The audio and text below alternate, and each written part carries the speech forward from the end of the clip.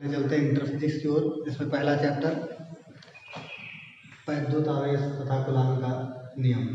उसमें वैद्युत आवेश के डेफिनेशन से पढ़ने से पहले हम ये जान लेते हैं उसके कॉन्सेप्ट को कि जब हम कंघी को अपने बालों में रगड़ते हैं या कंघी करते हैं तो कंघी को अगर हम कागज़ या तिनके के पास ले जाते हैं तो वह छोटे छोटे टुकड़ों को अपनी ओर आकर्षित करने लगती है। इसी तरह यदि हम कांच की छड़ को रेशम से रगड़ें तो कांच की छड़ कागज के छोटे छोटे टुकड़ों और तिनकों इत्यादि को अपनी ओर आकर्षित करने लगती है। इसी संदर्भ में आगे बताया, थेल्स नामक वैज्ञानिक ने 2500 वर्षों पूर्व बताया था कि जब अम्बर नामक पदार्थ को ऊन से रगड़ा जाता है तो उसमें हल्की वस्तुओं जैसे कागज के टुकड़े, तिनके इत्यादि को अपनी ओर आकर्षित या प्रकर्षित करने का गुण आ जाता है। इस गुण को प्राप्त कर लेने पर पदार्थ आवेशन की स्थिति में आ जाती है तथा वह कारण जिससे कि उसमें यह गुण उत्पन्न होता है वैद्युत आवेश कहलाता है। अब देखते हैं कि आवेश दो प्रकार के होते हैं, एक धनात्मक आवेश जिसको धनावेश कहते हैं और एक ऋणात्मक आवेश जिसको ऋणावेश कहते हैं।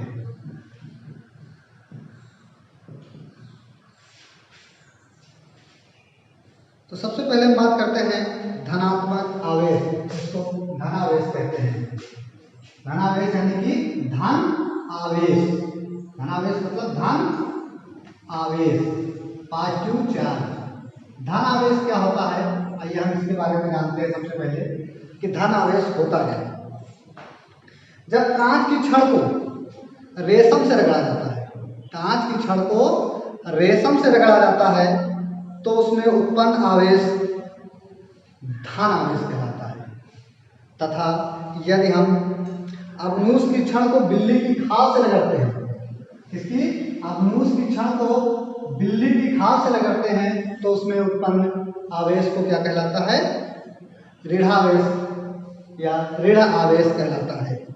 तो बच्चों याद करने के लिए हम ये लिख सकते हैं कि जब कांच की छड़ को, किसकी छड़ को, कांच की छड़ को किससे रगड़ा जाता है, कांच की छड़ को हम किससे रगड़ते हैं, रेशम से रगड़ते हैं।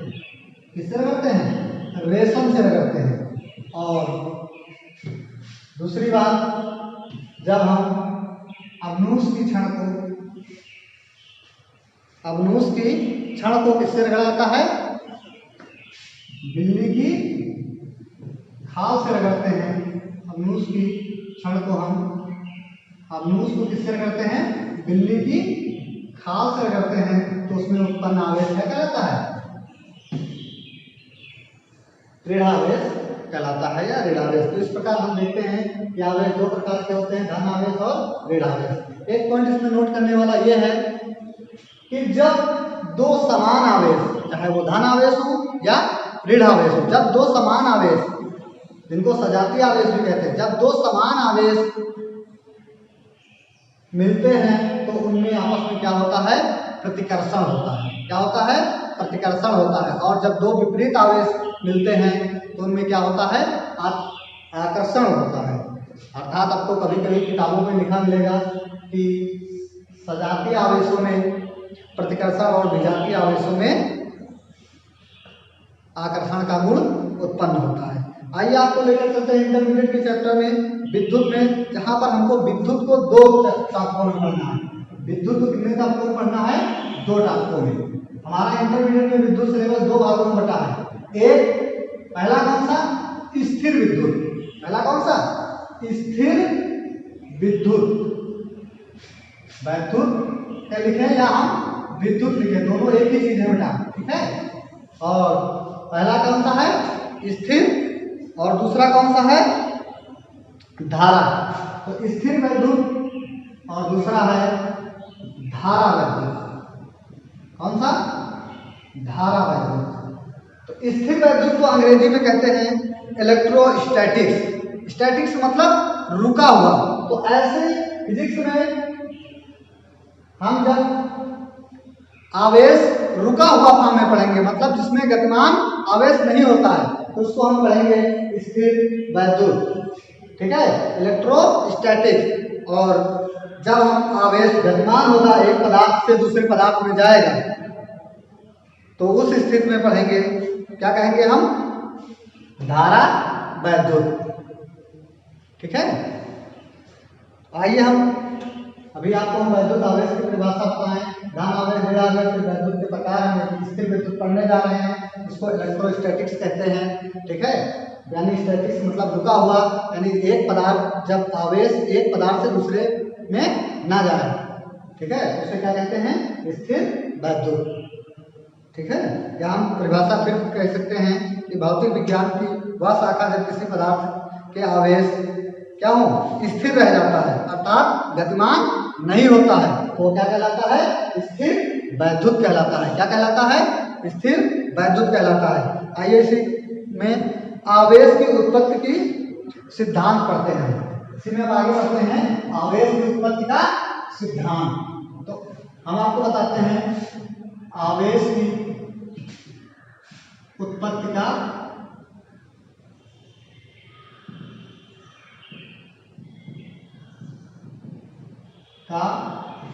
सिद्धांत। समझ में आ रहा है बच्चों, दिखाई, चलिए ठीक है, आगे अगर समझ में आ रहा तो अच्छी बात है। देखिए आगे, आवेश की उत्पत्ति का सिद्धांत, आवेश कहाँ से उत्पन्न होता है, तो इसके बारे में हम आपको केमिस्ट्री में ले चलते हैं।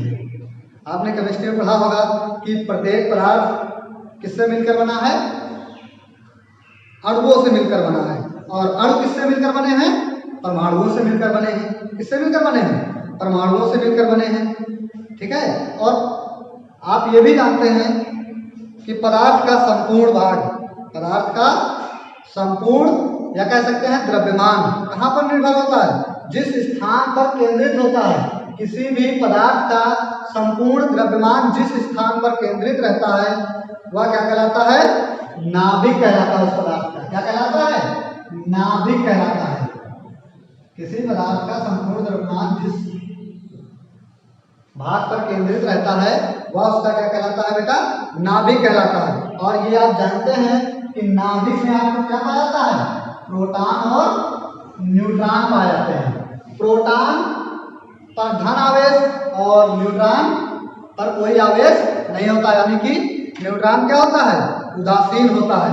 और इस नाभिक के विभिन्न वृत्ताकार कक्षाओं में, इस नाभिक की विभिन्न वृत्ताकार कक्षाओं में क्या होता रहता है, इलेक्ट्रॉन चक्कर लगाता रहता है। क्या चक्कर लगाता रहता है बेटा, इलेक्ट्रॉन चक्कर लगाता रहता है। हम ये जान गए कि किसी भी परमाणु के कोई भी पदार्थ है उसके केंद्र में क्या होता है, नाभिक होता है, और नाभिक में प्रोटॉन और न्यूट्रॉन का आता है। प्रोटॉन पर प्लस चार्ज और न्यूट्रॉन पर कोई चार्ज नहीं होता है। नाभिक के चारों ओर क्या पाया जाता है, इलेक्ट्रॉन पाया जाता है। इलेक्ट्रॉन कैसा होता है, ऋणावेशित होता है। ये अभी तक हम लोग केमिस्ट्री में जानते हैं, ठीक है। इलेक्ट्रॉन कैसा होता है, ऋणावेशित होता है। इसलिए किसी भी जो भी पदार्थ हम लेते हैं उस पदार्थ का जो चार्ज होता है वो कोई चार्ज नहीं होता है। यानी पदार्थ हमारी किस अवस्था में होता है, उदासीन अवस्था में पाया जाता है। किस अवस्था में पाया जाता है, उदासीन। उदासीन क्यों पाया जाता है, क्योंकि प्रोटॉन पर कौन सा आवेश होता है, प्लस चार्ज, और इलेक्ट्रॉन पर कैसा आवेश होता है, माइनस। प्लस माइनस एक दूसरे से कंपेयर करके क्या करते हैं, चार्ज को खत्म कर देते हैं, ठीक है। और न्यूट्रॉन पर कोई चार्ज होता ही नहीं, पहले से उदासीन होता, इसलिए पूरा पदार्थ हमारा क्या पाया जाता है, उदासीन होता है। क्या होता है बेटा, उदासीन होता है। और इलेक्ट्रॉन पर जो चार्ज पाया था उसका मान कितना होता है, 1.6 इंटू 10 की पावर माइनस 19 कूलम।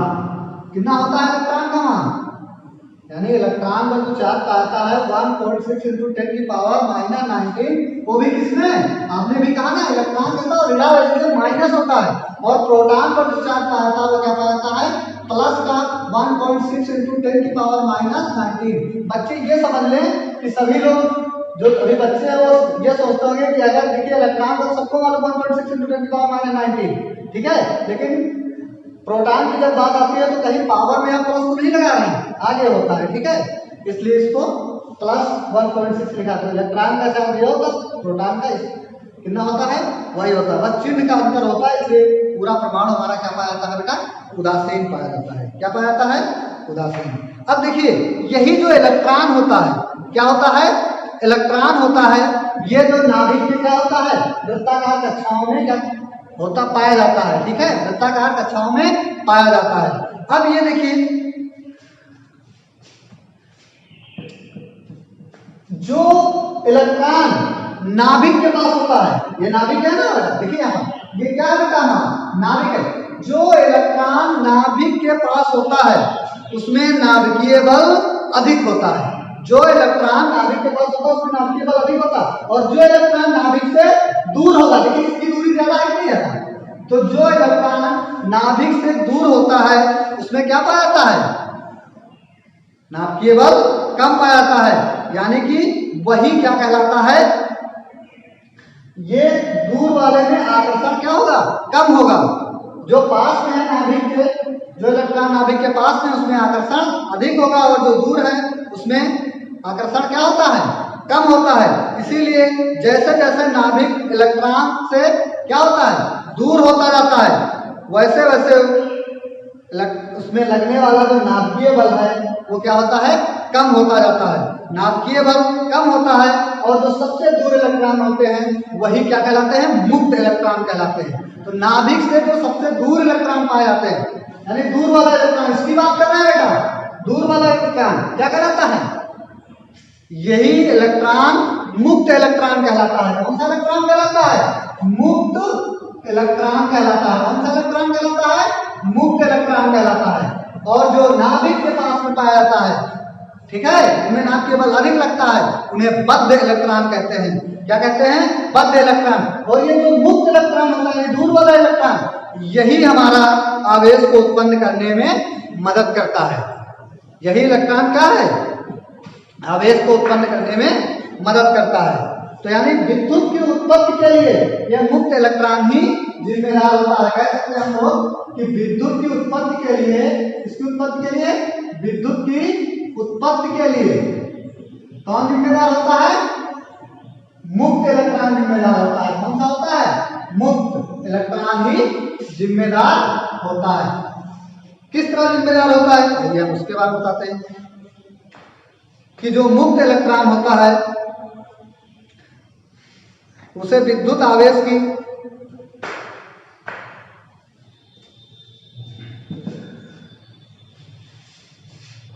जब हम अभी देख रहे थे घर्षण की क्रिया कर रहे थे, दो वस्तुओं के बीच में क्या कर रहे थे, घर्षण कर रहे थे, रगड़ रहे थे आवेश। जब हम घर्षण करते हैं तो हम इसमें देखते हैं कि जो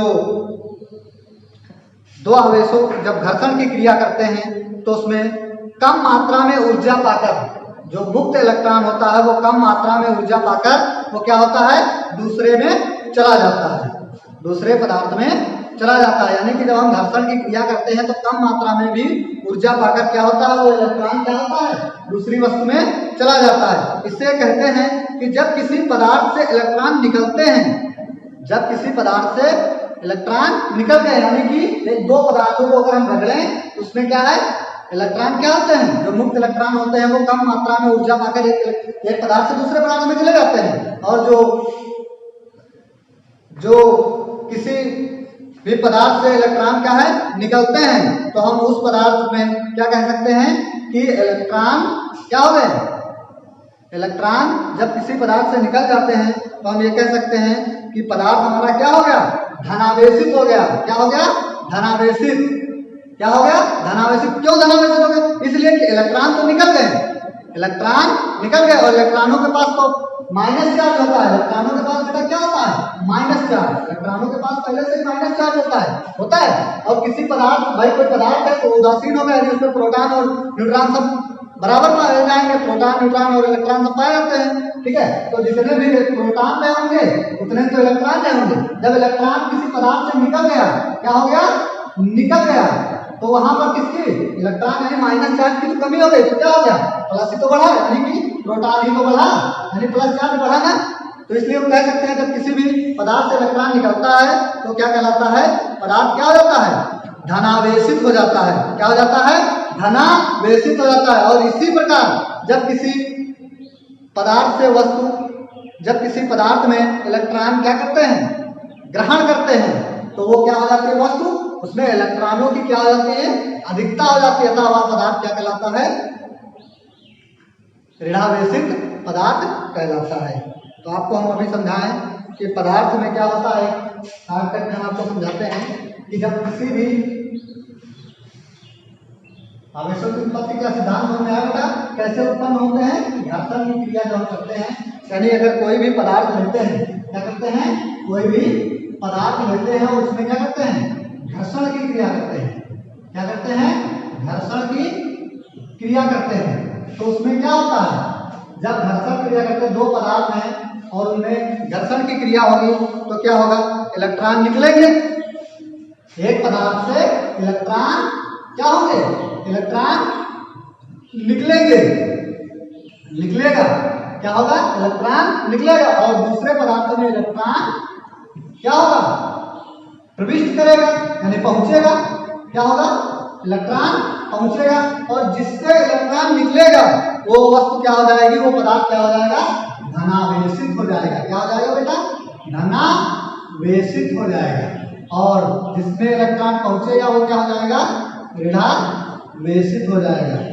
क्या हो जाएगा बेटा, ऋणावेशित हो जाएगा। ठीक है, तो ये हो गई आवेश की उत्पत्ति का सिद्धांत कि आवेश कैसे उत्पन्न किया जाता है। तो आवेश हम लोग कैसे उत्पन्न करते हैं, शास्त्र में बताते हैं, जब कभी भी हम घर्षण करते हैं तब आवेश की उत्पत्ति होती है। और आवेश की उत्पत्ति के एक नहीं बल्कि तीन माध्यम होते हैं, घर्षण, दूसरा चालन, ठीक है, तीसरा सम्वहन। ठीक है, तो आइए हम इसमें अगला टॉपिक पढ़ते हैं, आवेश का संरक्षण। आवेश की उत्पत्ति के बाद हमारा टॉपिक आता है आवेश का, क्या आता है बेटा, आवेश का संरक्षण। ये क्या है बेटा, देखिए हम जानते हैं जब पदार्थ से इलेक्ट्रॉन निकलता है या उसमें पहुंच जाता है, जब किसी पदार्थ से इलेक्ट्रॉन निकलता है या उसमें प्रविष्ट करता है, तो उस स्थिति में एक पदार्थ से दूसरे पदार्थ में जाने पर, एक पदार्थ से दूसरे पदार्थ में जाने पर निकाय का कुल आवेश क्या रहता है, संरक्षित रहता है। निकाय का कुल आवेश एक पदार्थ से जब पदार्थ से इलेक्ट्रॉन निकलता है या प्रविष्ट करता है, तो उस स्थिति में एक पदार्थ से दूसरे पदार्थ में इलेक्ट्रॉन जाने पर निकाय का कुल आवेश क्या रहता है, संरक्षित रहता है। अर्थात हम कह सकते हैं कि एक पर कम, यानी कि एक या दूसरे पर, एक पर कम या एक पर ज्यादा, ठीक है, एक पर कम हो गया या दूसरे पर ज्यादा हो गया। इस तरह संपूर्ण आवेश पदार्थ की भांति, संपूर्ण आवेश क्या होता है, पदार्थ की भांति पहले से ही क्या रहता है, संरक्षित रहता है। इसे ही आवेश का संरक्षण कहते हैं। क्या कहते हैं, आवेश का संरक्षण कहते हैं। अब अगली टॉपिक इसमें आवेश का क्वांटम प्रकृति। तो अगला टॉपिक इसमें आवेश की क्वांटम प्रकृति लिखते हैं, आवेश की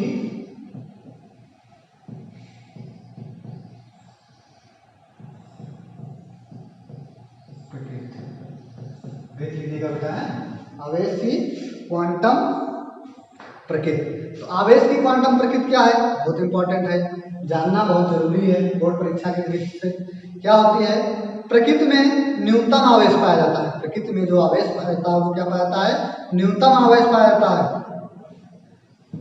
एक इलेक्ट्रॉन या एक प्रोटॉन पर जो आवेश पाया जाता है वो दोनों क्या होते हैं, आपस में बेटा बराबर होते हैं। एक इलेक्ट्रॉन और एक प्रोटॉन पर जो आवेश पाया जाता है वो क्या होता है, बराबर होता है। यदि हम किसी भी आवेशित वस्तु अथवा आवेशित कण पर, यदि हम किसी आवेशित वस्तु या आवेशित कण पर या आयन के आवेश के रूप में उसका आवेश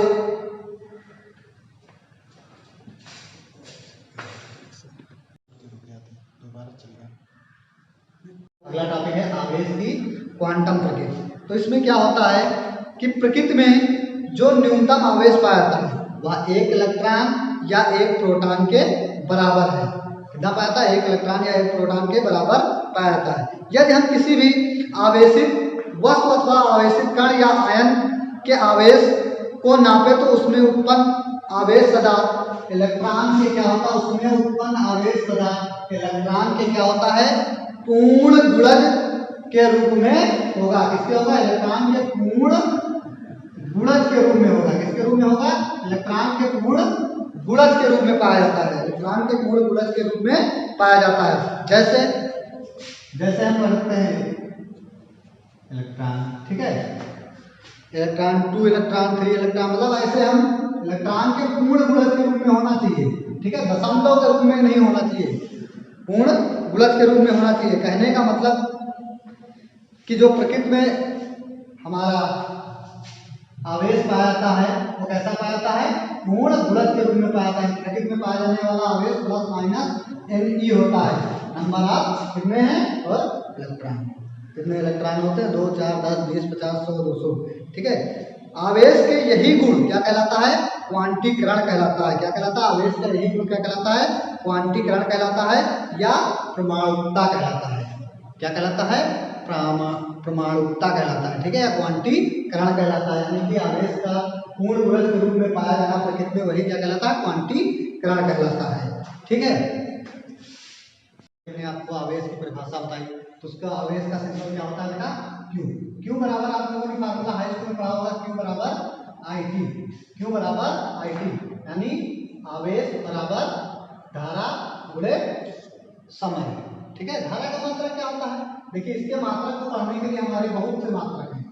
कौन से मात्रक हैं, बहुत से मात्रक हैं। तो आवेश का मात्रक क्या हो गया, यानी आवेश का मात्रक हमारा हो जाएगा, एक होता है एम्पियर सेकेंड। क्या होता है, एम्पियर सेकेंड। दूसरा क्या होता है, कूलाम। एम्पियर सेकेंड या कूलाम, ये हमारे मात्रक किस पद्धति में आते हैं, एमकेएस पद्धति में आते हैं। किस पद्धति में आते हैं, एमकेएस पद्धति में आते हैं, ठीक है। और दूसरा होता है सीजीएस पद्धति में, ईएसयू या फ्रैंकलिन। इस पद्धति में, सीजीएस पद्धति में, कौन सी पद्धति में, सीजीएस पद्धति में। इसका मतलब क्या होता है, इलेक्ट्रोस्टैटिक यूनिट, और फ्रैंकलिन तो आप जानते हैं, बाकी ये दो अनयूज है, ठीक है। एक इंपॉर्टेंट बात है, कभी कभी लिखा आता है आवेश का सबसे बड़ा मात्रक, क्या, आवेश का सबसे बड़ा मात्रक फैराडे होता है। आवेश का सबसे बड़ा मात्रक क्या होता है, फैराडे होता है। और 1 फैराडे बराबर होता है, 1 फैराडे बराबर होता है 96,400 कूलाम। यानी सबसे बड़ा मात्रक कौन सा होता है, आवेश का, फैराडे होता है। 1 फैराडे बराबर होता है 96,400 कूलाम। और सबसे छोटा मात्रक क्या होता है आपका, ई एम यू, ठीक है।